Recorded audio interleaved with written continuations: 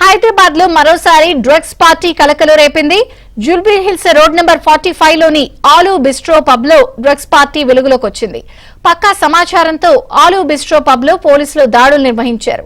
ఈ క్రమంలో 20 మందికి డ్రగ్స్ పరీక్షలు నిర్వహించగా ఒకరికి పాజిటివ్ గా తేలింది. డ్రగ్స్ ఎక్కడి నుంచి తీసుకొచ్చారు, ఎంతకు కొనుగోలు చేశారు అనే కోణంలో పోలీసులు దర్యాప్తు చేస్తున్నారు.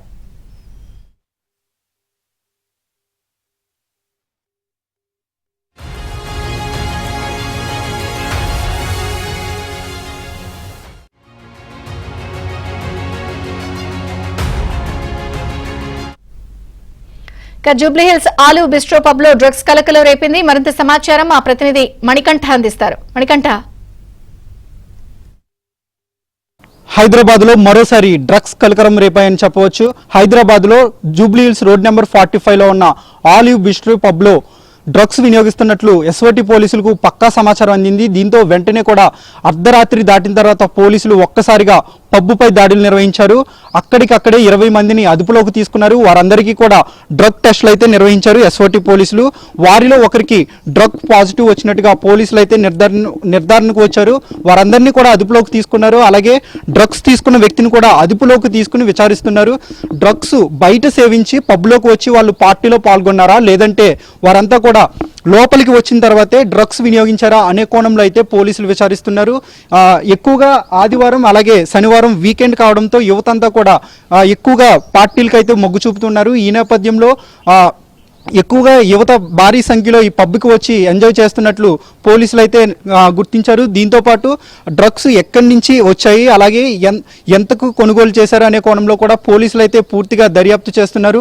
ప్రస్తుతం ఎవరైతే డ్రగ్ పాజిటివ్గా వచ్చిందో ఆ వ్యక్తిని పోలీసులు అదుపులోకి తీసుకున్నారు. డ్రగ్స్ తనంతట తానే డ్రగ్స్ బయట కొనుగోలు చేసుకుని లోపలికి పబ్లోకి వచ్చి పార్టీలో పాల్గొన్నాడా, లేదంటే అలా కాకుండా పబ్బు యాజమాన్యమే ఆ వ్యక్తికి డ్రగ్స్ సరఫరా చేసిందా అనే కోణంలో అయితే పోలీసులు దర్యాప్తు చేస్తున్నారు.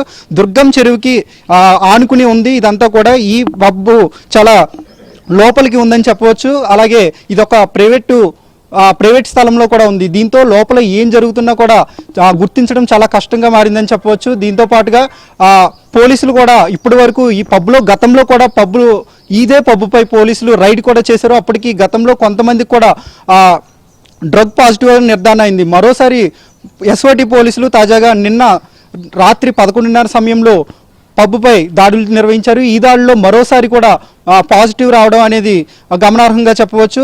ప్రస్తుతం గతంలో కూడా పాజిటివ్ వచ్చింది, మళ్ళీ ఇప్పుడు కూడా పోలీసులు రైడ్ చేస్తే పాజిటివ్ వచ్చింది. సో ఎక్కువగా గతంలో పాజిటివ్ వచ్చినప్పటికీ అప్పుడు చర్యలు తీసుకున్నప్పటికీ మరోసారి పబ్బు యాజమాన్యం నిర్లక్ష్యంగా ఉన్నదని చెప్పవచ్చు. ఎందుకంటే మళ్ళీ నిన్న చేసిన రైల్లో కూడా మళ్ళీ పాజిటివ్ వచ్చింది. అంటే ప్రతిసారి కూడా డ్రగ్స్ సరఫరా చేస్తున్నారా అనే కోణంలో అయితే పోలీసులు దర్యాప్తు చేస్తున్నారు. ఎందుకంటే గతంలో పాజిటివ్ వచ్చింది, ఇప్పుడు కూడా పాజిటివ్ వచ్చింది. ఇదంతా కూడా ప్రైవేట్ ప్లేస్ అని చెప్పవచ్చు. దుర్గం చెరువుకు ఆనుకుని ఇదంతా కూడా లోపలికి ఉన్న ప్రదేశంతో ఇక్కడ ఏం జరుగుతున్నా కూడా బయట ప్రపంచానికి తెలిసే ఆస్కారం లేదు. సో దీన్నే అదునుగా చేసుకుని కొంతమంది యువత డ్రగ్స్ సేవిస్తున్నట్లయితే పోలీసులు నిర్ధారణకు వచ్చారు. దీనికి సంబంధించి మొత్తం డ్రగ్స్ ఎక్కడి నుంచి సరఫరా చేశారు, అలాగే ఎవరు సరఫరా చేశారు, ఎంత కొనుగోలు చేశారు అనే కోణంలో అయితే పోలీసులు దర్యాప్తు చేస్తున్నారు.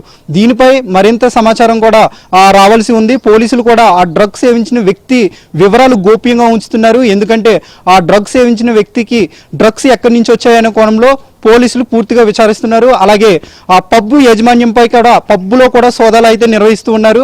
ఆ డ్రగ్స్ ఎక్కడి నుంచి వచ్చాయనే కోణంలో అయితే పోలీసులు ప్రస్తుతం దర్యాప్తు చేస్తున్నారు. కెమెరామెన్ శ్రీనాథ్తో మణికంఠ, ఏబిఎన్ ఆంధ్రజ్యోతి.